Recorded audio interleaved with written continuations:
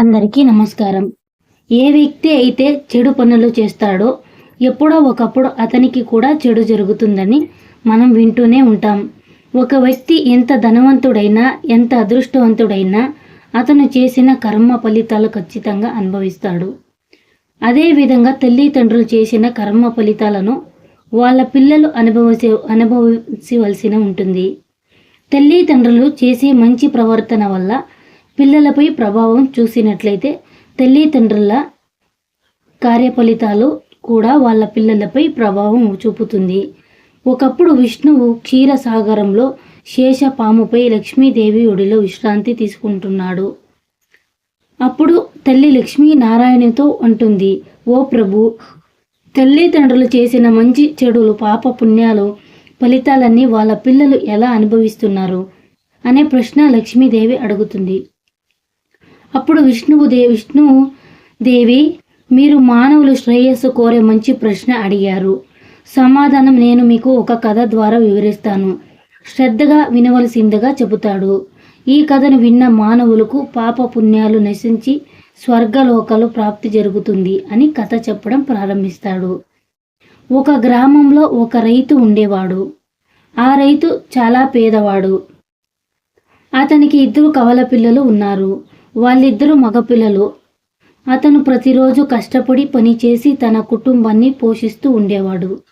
తనకు వచ్చే ఆదాయంలో సగభాగం ఇంటి అవసరాల కోసం, మిగతా సగభాగం దానం చేసేవాడు. పిల్లలు క్రమంగా పెరుగుతూ ఉన్నప్పుడు వాళ్ళ ఇంట్లో ఆదాయానికి ఇబ్బంది కలుగుతూ ఉండేది. దానివల్ల కొడుకులిద్దరూ నాన్నగారితో ఇలా అన్నారు, నాన్నగారు, మీరు రోజు మీకు వచ్చే ఆదాయంలో సగభాగం దానం చేయడం వల్ల మేము మిగతా సగభాగంతో మేము ఎలా బ్రతకాలి అని ప్రశ్నిస్తారు. కానీ ఆ రైతు మౌనంగా ఉండడం అతని భార్య గమనించి పిల్లలతో, ఈ దానం వేరే ఎవరి కోసమో కాదు, మీకోసం మాత్రమే మీ నాన్నగారు దానం చేస్తున్నారు అని చెబుతుంది. అయినా వాళ్ళకి వాళ్ళ అమ్మ చెప్పిన మాటలు అర్థం కాక ఆందోళన చెందుతారు. రైతు పిల్లలు మెల్లగా ఎదగడం ప్రారంభిస్తారు. అంత చక్కగా సవ్యంగా సాగుతూ ఉండగా ఒకరోజు రైతు తన పని ముగించుకొని ఇంటికి వస్తూ ఉండగా అడవిలో ఒక పులి అతడిపై దాడి చేస్తుంది. దాని కారణంగా రైతు మరణిస్తాడు. ఇప్పుడు ఆ రైతు పిల్లలు తమ తండ్రి లేకుండా అనాథలయ్యారు. అబ్బాయిలిద్దరూ వాళ్ళ అమ్మ దగ్గరికి వచ్చి, అమ్మ, మా నాన్న ఎక్కడికి వెళ్ళారు? ఇన్ని రోజులుగా ఎందుకు రావడం లేదు అనగా పిల్లలు, మీ నాన్నగారు మనందరినీ విడిచిపెట్టి శివుని దగ్గరికి వెళ్ళిపోయారు అని అంటుంది. మీ నాన్న ఉన్నప్పుడు తను సంపాదించే దానిలో సగభాగం ఇంటి అవసరాలు, మిగతా సగభాగం ధ్యానం చేశారు. అలా మనం కడుపు నింపుకొని వారము. కానీ పిల్లలు, మీ నాన్నగారు ఇప్పుడు లేరు, లేకుంటే ఇప్పుడు మన కడుపు ఎలా నిండుతుంది అని తల్లి తన 2 పిల్లలకు చెబుతుంది. ఇప్పుడు వాళ్ళ అమ్మ మాటలు విని ఆ పిల్లలు వాళ్ళ అమ్మని, అన్నదమ్ములిద్దరూ శివుని దగ్గరికి వెళ్ళి నాన్నని తీసుకువస్తామని దయతో ఆ శివుడిని అన్న బాధలు చూసి మనల్ని జాగ్రత్తగా చూసుకుంటాడు మరియు అతను ఖచ్చితంగా మా తండ్రిని మాతో పంపిస్తాడు అని అనుకుంటారు.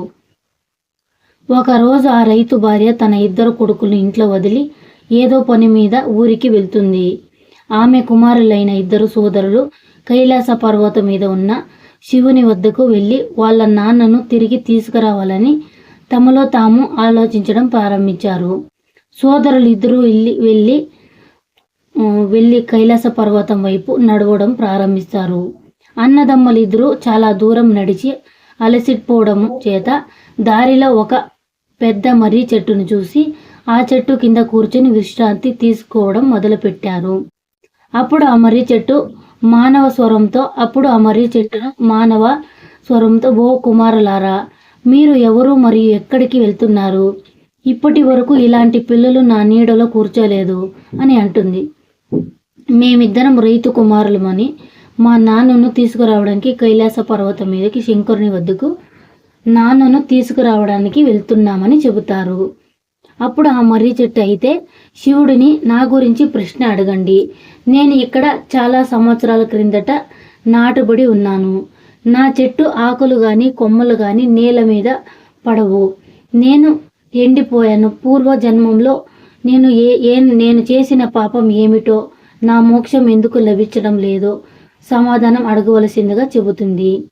విష్ణుమూర్తి లక్ష్మీదేవితో, ఓ దేవి, ఇప్పుడు బాలులిద్దరూ ముందుకు సాగుతూ ఉండగా దారిలో ఒక భయంకరమైన సర్పం కనిపిస్తుంది. పిల్లలిద్దరూ సర్పాన్ని చూసి వణికిపోతారు. అప్పుడు ఆ సర్పం, భయపడకండి, నేను మిమ్మల్ని ఏమీ చెయ్యను, మీరిద్దరూ ఎక్కడికి వెళ్తున్నారు చెప్పండి అని అడుగుతుంది. అప్పుడు పిల్లలు, మేము రైతు కుమారులము, మేము కైలాస పర్వతం దగ్గరికి ఉన్న మా శివుని వద్దకు మా నాన్నను తీసుకురావడానికి వెళ్తున్నాము అని చెబుతారు. పిల్లలైతే, ఆ శంకరుడిని ఒక ప్రశ్న అడగండి, నేను ఇక్కడ చాలా సంవత్సరాలుగా పడి ఉన్నాను, నేను ఎటు కదలలేను, నాకు ముక్తి లభించడం లేదు, పూర్వజన్మంలో నేను చేసిన పాపం ఏమిటి, ఎందుకు నాకు మోక్షం లభించడం లేదు, సమాధానం అడగవలసిందిగా చెబుతుంది ఆ పాము. అప్పుడు ఆ పిల్లలు సరే అని ముందుకు సాగుతారు. అలా ముందుకు వెళ్తూ ఉండగా దారిలో ఒక వ్యాపారి కనిపిస్తాడు. అతను పిల్లలతో, బాలలిద్దరూ ఎక్కడికి వెళ్తున్నారు, మీలాంటి పిల్లలు నేను ఎప్పుడూ ఇక్కడ చూడలేదు అని అనగా, అప్పుడు పిల్లలు, మేము మా నాన్నగారిని తీసుకురావడం కోసం కైలాస పర్వతం దగ్గర ఉన్న శివుని వద్దకు వెళ్తున్నాం అని జరిగింది విషయం అంతా చెబుతారు. అప్పుడు ఆ వ్యాపారి ఆ పిల్లలతో, శివుడిని గురించి ఒక ప్రశ్న అడగండి, నేను ఎన్నో సంవత్సరాలుగా బాటసారులు దాహం తీర్చడానికి ఇక్కడ బావిని తవ్విస్తున్నాను, కానీ ఇందులో నీరు మాత్రం రావడం లేదు, ఇప్పటికీ ఆ బావి కోసం నేను చాలా ధనం ఖర్చు చేశాను, పూర్వజన్మలో నేను చేసిన అపకారం ఏమిటి, ఎందుకు ఈ బావిని నేను ఏర్పాటు చేయలేకపోతున్నా అని సమాధానం తెలుసుకోవలసిందిగా కోరుతారు. పిల్లలు సరే అని ముందుకి చాలా దూరం నడిచి వెళ్ళగా ఆ శివ దర్శనం అవుతుంది. అప్పుడు పిల్లలిద్దరూ ఈశ్వరుని నమస్కరిస్తూ, ఓ ఈశ్వర, శంభో శంకర, మేము రైతు బిడ్డలము, మా నాన్నగారు రోజు కష్టపడి కూలీ పని చేసి మమ్మల్ని పోషించేవాడు, అయినా కష్టపడి దానిలో సగభాగం ఇంటి అవసరాల కోసం, మిగతా సగభాగం పేదలకు దానం చేసేవాడు, కానీ ఇప్పుడు అయినా మీ దగ్గర ఉన్నారు అన్న విషయం తెలుసుకొని మేము మా నాన్నగారి కోసం మిమ్మల్ని చేరుకున్నాము, దయచేసి మా నాన్నగారిని మా ఇంటికి పంపవలసిందిగా ప్రార్థిస్తున్నాము అని అడుగుతారు. పిల్లల మాటలు విన్న భోలేనాథుడు, మీ నాన్నగారిని మీ ఇంటికి పంపిస్తాను, మీరు ఇక్కడ కూర్చోండి అని అనగా పార్వతీదేవి వచ్చి పిల్లలకు భోజనం వడ్డిస్తుంది. అప్పుడు పిల్లలు భోజనం చేస్తూ దారిలో జరిగిన విషయాలు, వాళ్ళు అడిగిన ప్రశ్నలకు ఆ శంకరుని వివరిస్తారు. అప్పుడు ఆ ఈశ్వరుడు వాళ్ళ అడిగిన ప్రశ్నలకు సమాధానం చెప్పి ఆ పిల్లలను ఇంటికి చేరుకోమంటాడు. యువకులుగా మారిన బాలులిద్దరూ ముందుకు సాగుతూ ఉండగా మార్గ మధ్యలో వ్యాపారి తన ప్రశ్నకు సమాధానం గురించి అడుగుతాడు. మీ ఇంట్లో 2 కన్యలు ఉన్నారు, కానీ మీరు వారికి కన్యాదానం చెయ్యలేదు, ఈ కారణం చేతనే మీరు ఎంత ప్రయత్నించినా ఈ బావిలో నీరు రావడం లేదు, మొదట మీ కుమార్తెలు పెళ్లి చేయండి, ఆ తర్వాత ఈ బావిని త్రవ్వండి అని సమాధానం చెబుతారు. వాళ్ళని నేను ఇప్పుడు ఎవరికి ఇచ్చి పెళ్లి చేయాలి, మీరు చాలా మంచి వాళ్ళగా, పైగా ఇప్పుడు యువకులుగా మారిపోయారు, కావున మీరే మా కుమార్తెలను పెళ్లి చేసుకోవాలి అని తన 2 కుమార్తెలనిచ్చి పెళ్లి చేస్తాడు. తర్వాత బావిని తవ్వుగా బావి నుండి నీళ్లు బయటికి వస్తాయి. తర్వాత ఆ 2 యువకులు వాళ్ళ భార్యలు కలిసి ముందుకు నడుస్తూ ఉండగా దారిలో పాము కనిపించి తన ప్రశ్నకు సమాధానం అడుగుతుంది. అప్పుడు, నువ్వు నీ రత్నాన్ని భూమికి సమర్పించలేదు, లేదా ఎవరికి దానం చేయని కారణంగా నీ శరీరాన్ని మోక్షం లభించుట లేదు.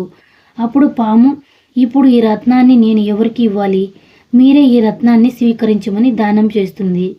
పాము తన రత్నాన్ని దానం చేసిన కారణంగా తన శరీరానికి, ఆత్మకు మోక్షం లభిస్తుంది. యువకులిద్దరూ నడుస్తూ అలసిపోయి ఆ ఒక మర్రి చెట్టు కింద విశ్రాంతి తీసుకుంటారు. మర్రి చెట్టు తన ప్రశ్నకు సమాధానం అడుగుతుంది. మీరు పూర్వజన్మలో బాధకుడిగా ఉన్నారు, కానీ మీరు మీ జ్ఞానాన్ని నేర్చకుండా పిల్లల చేత ఆశ్రమంలో పనులు చేపించారు, కాబట్టి మీకు మోక్షం లభించటలేదు అని వివరిస్తారు. అయితే నేను ఇప్పుడు ఎవరికి జ్ఞానాన్ని ఎవరికి పంచాలి, మీరే నా జ్ఞానాన్ని స్వీకరించండి అని మర్రి చెట్టు జ్ఞాన విద్యను బోధిస్తుంది. అన్నదమ్ములిద్దరూ వాళ్ళ భార్యలతో ఇంటికి చేరుకుంటారు. రైతు భార్య వాళ్ళని ఇంటికి స్వాగతించి సంతోషిస్తుంది. జరిగినదంతా తల్లికి వివరిస్తారు. అప్పుడు అన్నదమ్ములిద్దరూ తన తిరిగి రాలేటని తండ్రి చేసిన దాన ధర్మ ఫలితాలు వారికి అందించాలని తెలుసుకుంటారు.